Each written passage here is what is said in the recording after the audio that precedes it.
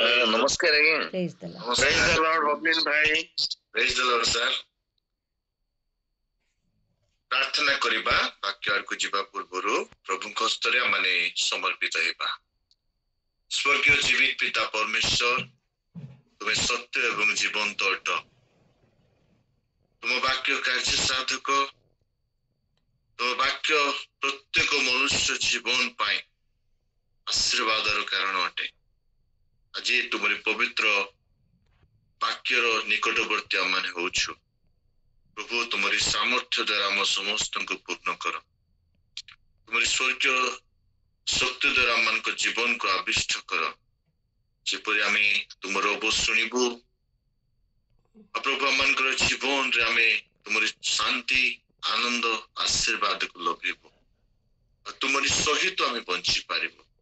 ସେ ଅନୁଗ୍ରହ ଦାନ କର ପ୍ରଭୁ। ମୁଁ ତୁମ୍ଭ ଦାସ ତୁମରି ହସ୍ତରେ ଆପଣଙ୍କୁ ସମର୍ପିତ ହେଉଛି। ମୋ ମୁଖର ବାକ୍ୟ, ମୋ ଅନ୍ତଃକରଣର ଧ୍ୟାନ ତୁମ୍ଭ ଦୃଷ୍ଟିରେ ସୁଗ୍ରାହ୍ୟ ହେଉ। ପ୍ରଭୁ ଆଜି ସବୁ ପ୍ରକାର ଯାନ୍ତ୍ରିକ ତ୍ରୁଟିକୁ ମଧ୍ୟ ତୁମେ ଯୀଶୁଙ୍କ ନାମେ ଦୂର କର। ଆମେ ତୁମରି ବାକ୍ୟ ଯେପରି ଉତ୍ତମ ଭାବେ ଶୁଣିବୁ, ଏଥିପାଇଁ ଆମ ସମସ୍ତଙ୍କୁ ମନୋଯୋଗୀ କରା। ତୁମେ ବକ୍ତା ହୋଇ ଆମ ସହିତ କଥା ହବ। ଏସବୁ ପ୍ରାର୍ଥନା ଆମ୍ଭମାନଙ୍କର ପ୍ରାଣର ପ୍ରିୟ ଯୀଶୁଙ୍କ ପ୍ରିୟ ପବିତ୍ର ନାମରେ ମାଗିଲୁ, ଆମେନ୍। ଆମମାନେ ଆଜିର ଧ୍ୟାନ ସକାଶେ ଆମମାନେ ଈଶ୍ୱରଙ୍କର ପବିତ୍ର ଜୀବନ୍ତ ବାକ୍ୟ ଶ୍ରବଣ କରିବା, ଧ୍ୟାନ କରିବା। ମାଥ୍ୟୁ ଲିଖିତ ସୁସମାଚାର ତାର ପ୍ରଥମ ଅଧ୍ୟାୟ ତାର 22 ଆଉ 23 ପଦ ମାନେ ପଢିବା। The Gospel according to Saint Matthew chapter 1 verses 22 to 23। ଏଠାରେ ଏ ପ୍ରକାର ଲେଖାଯାଏ, ଭାବବାଦୀଙ୍କ ଦ୍ୱାରା ପ୍ରଭୁଙ୍କ ଉକ୍ତ ଏହି ବାକ୍ୟ ଯେପରି ସଫଳ ହୁଏ, ଏଥି ନିମନ୍ତେ ଏ ସମସ୍ତ ଘଟିଲା। ଦେଖ, ଜଣେ କନ୍ୟା ଗର୍ଭବତୀ ହୋଇ ପୁତ୍ର ପ୍ରସବ କରିବେ ଆଉ ଲୋକେ ତାହାଙ୍କ ନାମ ଇମାନୁଏଲ ଦେବେ। ଏହି ନାମର ଅର୍ଥ ଆମ୍ଭମାନଙ୍କ ସହିତ ଈଶ୍ୱର। ପ୍ରଭୁ ଏ ପଠିତ ବାକ୍ୟ ଶ୍ରବଣରେ, ଧ୍ୟାନରେ ଆମ ସମସ୍ତଙ୍କୁ ପ୍ରଚୁର ଅନୁଗ୍ରହ ଏବଂ ଆଶୀର୍ବାଦ ଦାନ କରନ୍ତୁ, ଆମେନ୍। ଈଶ୍ୱରଙ୍କର ମହିମା ହେଉ, ଗୌରବ ହେଉ।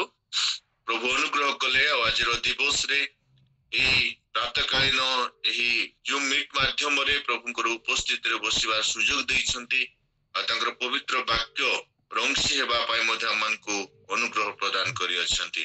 ତେଣୁ ଈଶ୍ୱରଙ୍କୁ ଧନ୍ୟବାଦ ଦେବା ସହିତ ଏହି ପ୍ରାତଃକାଳୀନ ଯୋଉ ମିଟ୍ ର କର୍ମକର୍ତ୍ତା ମାନେ ଅଛନ୍ତି, ପ୍ରତ୍ୟେକଙ୍କୁ ମୁଁ ଆନ୍ତରିକ କୃତଜ୍ଞତା ଏବଂ ଧନ୍ୟବାଦ ଜ୍ଞାପନ କରେ।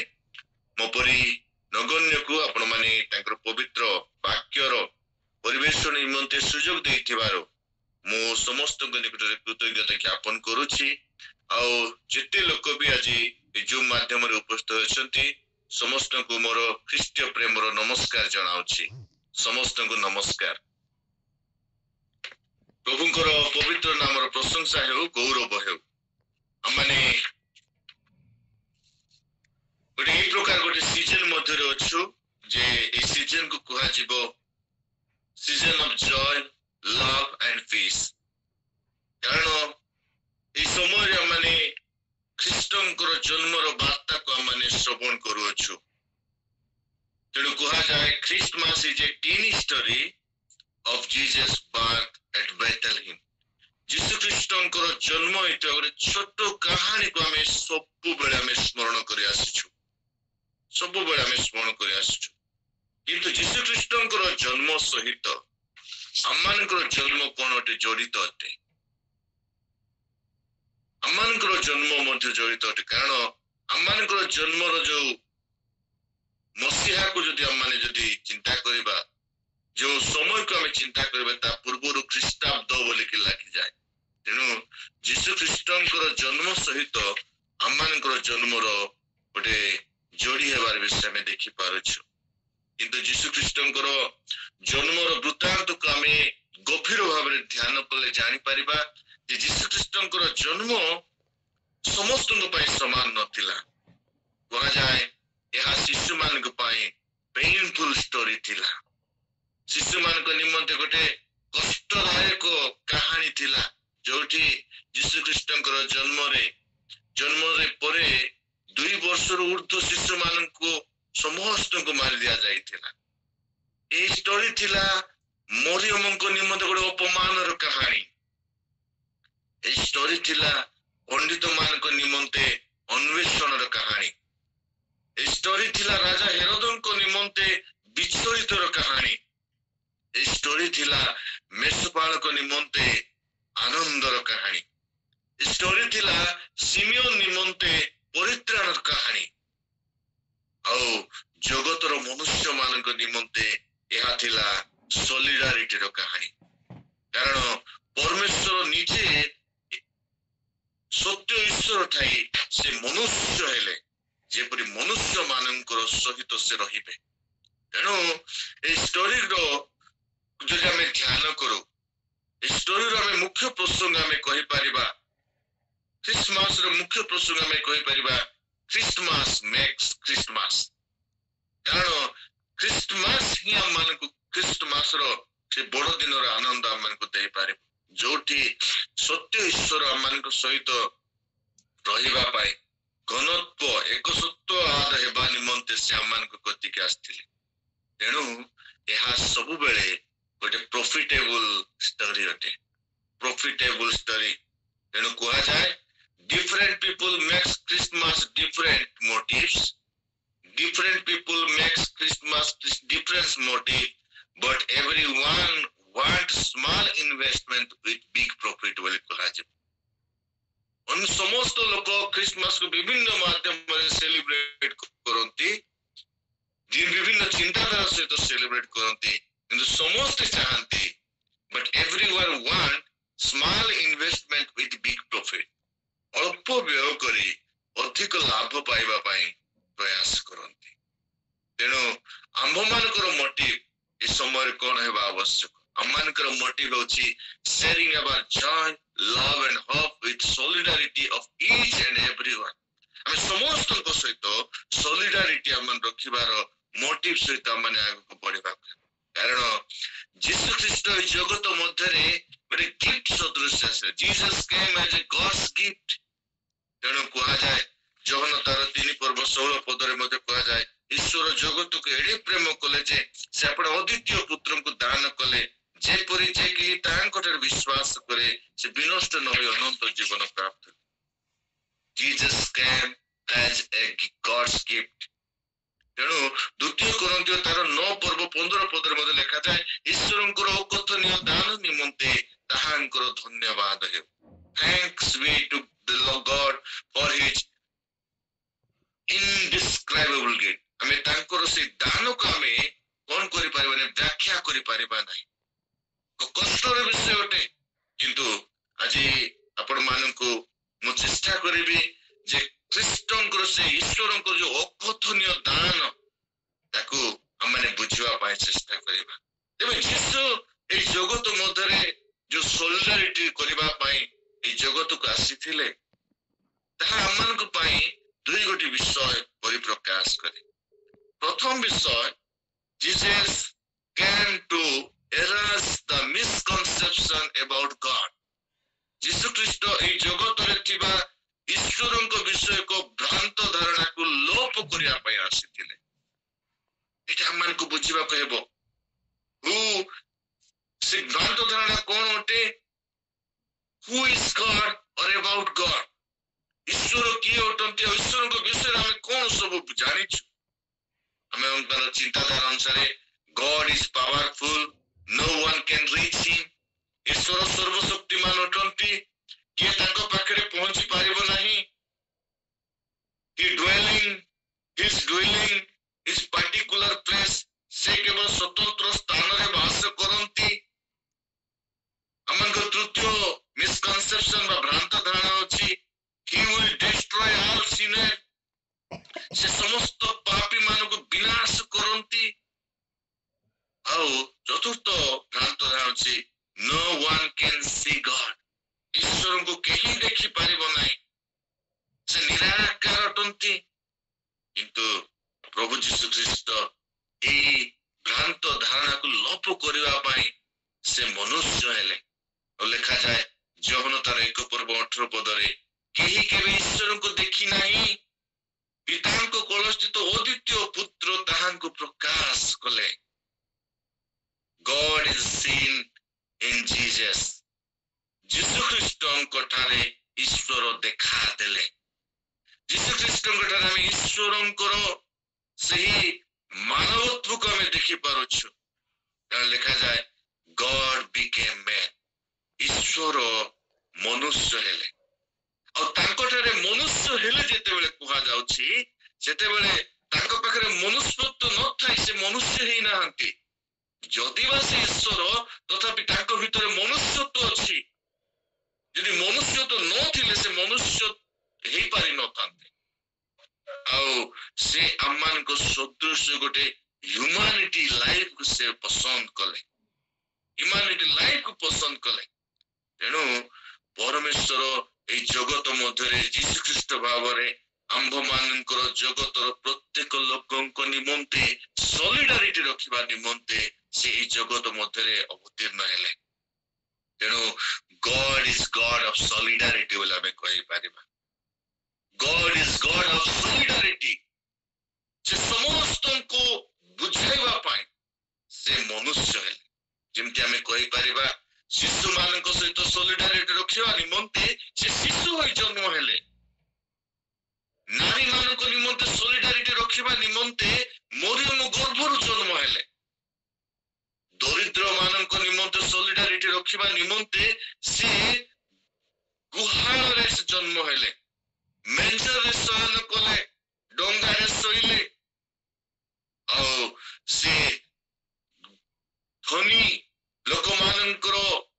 ସଲିଡାରିଟି ରଖିବା ନିମନ୍ତେ ସେ ଆରାମାଥ୍ୟ ଯୋସେଫଙ୍କର ସହିତ ମଧ୍ୟ ତାଙ୍କର ସମ୍ପର୍କ ରଖିଲେ ସେ ଜ୍ଞାନୀ ମାନଙ୍କ ସହିତ ସମ୍ପର୍କ ରଖିବା ନିମନ୍ତେ ସେ ପଣ୍ଡିତ ମାନଙ୍କର ଠାରୁ ଗିଫ୍ଟ ଗ୍ରହଣ କଲେ ଦାନ ଗ୍ରହଣ କଲେ ପଣ୍ଡିତ ମାନଙ୍କ ସହିତ ସେ ମିଶିଲେ ଧାର୍ମିକ ଲୋକମାନଙ୍କ ନିମନ୍ତେ ସଲିଡାରିଟି ରଖିବା ନିମନ୍ତେ ସିମିଓନଙ୍କ ମୃତ୍ୟୁର ସେ ଅପେକ୍ଷା କରାଇଥିଲେ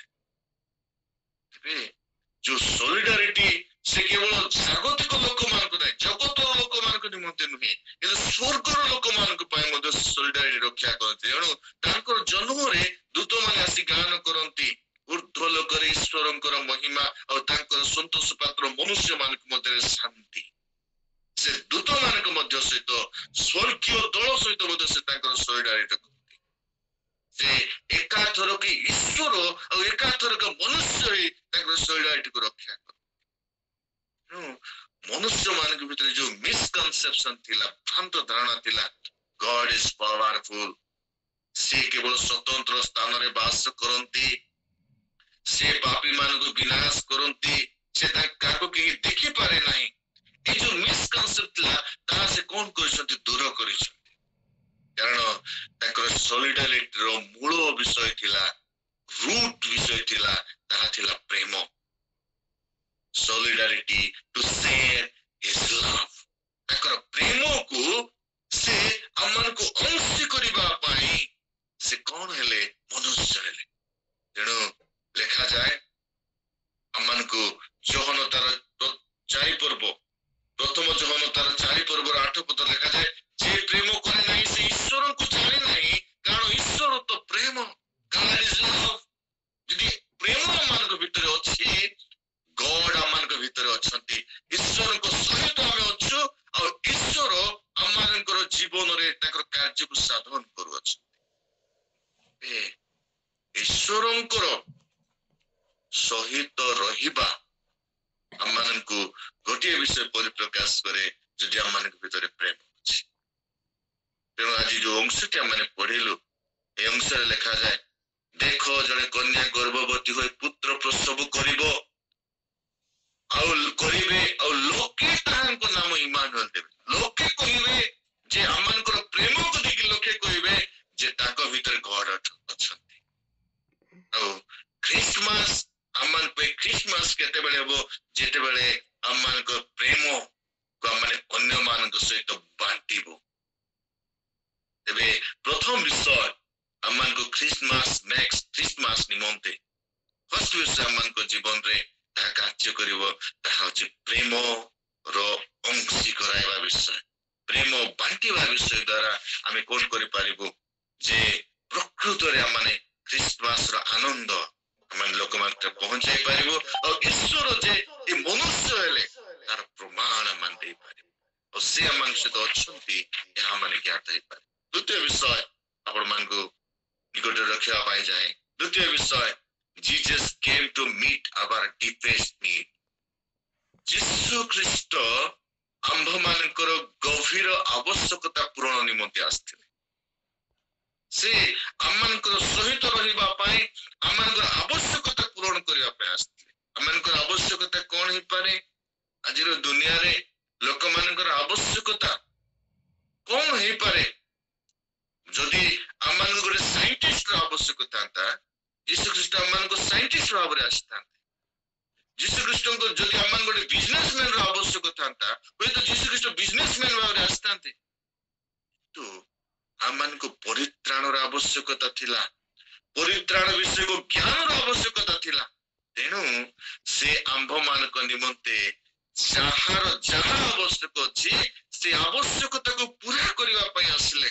ସେଥିପାଇଁ ଯିଶାୟ ତାର 9:6 ଲେଖାଯାଏ, ଆମ୍ଭମାନଙ୍କ ନିମନ୍ତେ ଏକ ବାଳକ ଜନ୍ମି ଅଛନ୍ତି, ଆମ୍ଭମାନଙ୍କ ନିମନ୍ତେ ଏକ ପୁତ୍ର ଦତ୍ତ ହୋଇଅଛନ୍ତି, ତାହାଙ୍କ ସ୍କନ୍ଧରେ କର୍ତ୍ତୃତ୍ୱ ଭାର ଥୁଆଯିବ। ପୁଣି ତାହାଙ୍କ ନାମ ଆଶ୍ଚର୍ଯ୍ୟ ମନ୍ତ୍ରୀ, ପରାକ୍ରାନ୍ତ ପରମେଶ୍ୱର, ଅନନ୍ତକାଳୀନ ପିତା ଓ ଶାନ୍ତି ରାଜା। ଫାର୍ଷ୍ଟ ବିଷୟ, ସେ ଆମମାନଙ୍କର ଆବଶ୍ୟକତା ପୂରଣ କରନ୍ତି ଏଜ ଏ ୱାଣ୍ଡରଫୁଲ କାଉନସିଲର। ୱାଣ୍ଡରଫୁଲ କାଉନସିଲର, ଗୋଟେ ଜ୍ଞାନୀ ଓ ପରାମର୍ଶଦାତା, ବୁଦ୍ଧିମାନ ବ୍ୟକ୍ତି ଭାବରେ ସେ ଆମମାନଙ୍କୁ ପାଇଁ ସେ ଆସିଅଛନ୍ତି। ଆଜି ଜଗତରେ ସମସ୍ତଙ୍କ ପାଇଁ ଜ୍ଞାନର ଆବଶ୍ୟକ। ଆଜି ସମସ୍ତଙ୍କର ପୁଅ ସେମାନଙ୍କୁ ଜ୍ଞାନୀ ହୁଅନ୍ତୁ, ସେମାନେ ଭଲ ଶିକ୍ଷା ପାଆନ୍ତୁ, ଭଲ ଜୀବନ କାଟନ୍ତୁ, ଜ୍ଞାନ ଦ୍ୱାରା ଜୀବନକୁ ଗଠନ କରନ୍ତୁ, ଏହା ସମସ୍ତେ ଇଚ୍ଛା କରୁଛନ୍ତି ଆଜିର ଜଗତରେ।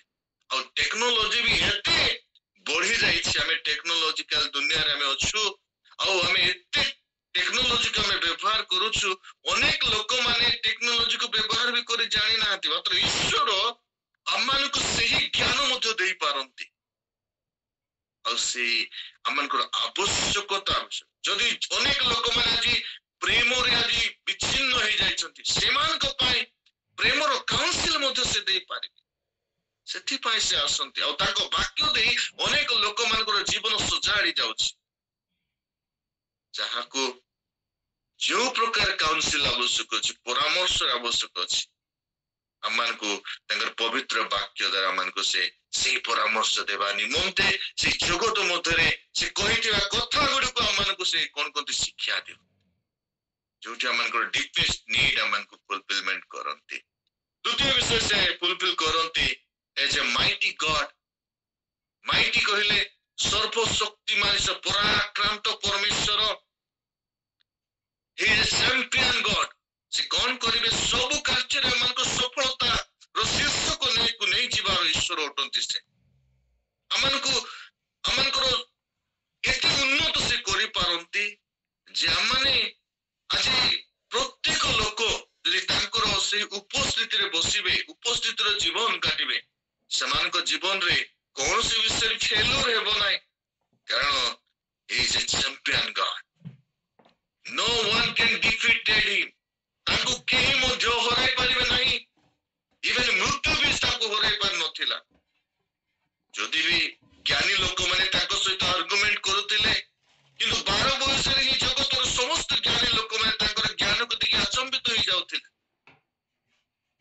ଏମାନଙ୍କୁ ସେଇ ଜ୍ଞାନର ଶକ୍ତି ଦେବା ନିମନ୍ତେ ସେମାନଙ୍କ କତିକି ଆସୁ, ମାନେ ଏତେ ପାୱାରଫୁଲ ହେଇଯିବା। ଆଜି ଆମମାନଙ୍କର ପ୍ରାର୍ଥନାରେ ଲୋକମାନେ ସୁସ୍ଥ ହେଉଛନ୍ତି, ସେଇ ପାୱାରଫୁଲ ଗଡଙ୍କର ଶକ୍ତି ଦ୍ୱାରା ତାହା କେବଳ ସମ୍ଭବ ହେଉଛି। ତେଣୁ ସେ ଆମମାନଙ୍କର ପରାକ୍ରାନ୍ତ ପରମେଶ୍ୱର ଅଟନ୍ତି। ସମସ୍ତ ବିଷୟ ତାଙ୍କ ଠାରେ ସମ୍ଭବ। ମନୁଷ୍ୟ ପାଖରେ ଅସମ୍ଭବ, କିନ୍ତୁ ତାଙ୍କ ପାଖରେ ସବୁ ବିଷୟ ସମ୍ଭବ। ଦୁଃଖରେ ଆମମାନଙ୍କୁ ଆଶା ଦେବା ପାଇଁ, ମୃତ୍ୟୁର ଜୀବନ ପାଇବା ପାଇଁ ସେ ପରାକ୍ରାନ୍ତ ପରମେଶ୍ୱର ଅଟନ୍ତି। ତୃତୀୟ ବିଷୟ, ଏଭରଲାଷ୍ଟିଂ ଫାଦର। ଏଭରଲାଷ୍ଟିଂ ଫାଦର, ଆମମାନଙ୍କର ବାପା ମାନେ ଜାଗତିକ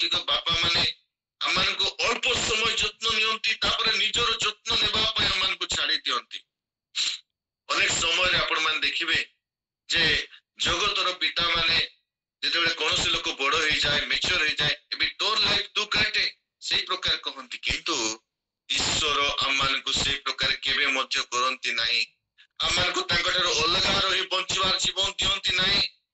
He is a responsible father to care, feeding and ଆମମାନଙ୍କ ଜୀବନକୁ ରିଫ୍ଲେକ୍ଟ ସେ କରନ୍ତି। ଆମମାନଙ୍କ ଜୀବନକୁ ଯତ୍ନ ନେବା ପରମେଶ୍ୱର ଅଟନ୍ତି।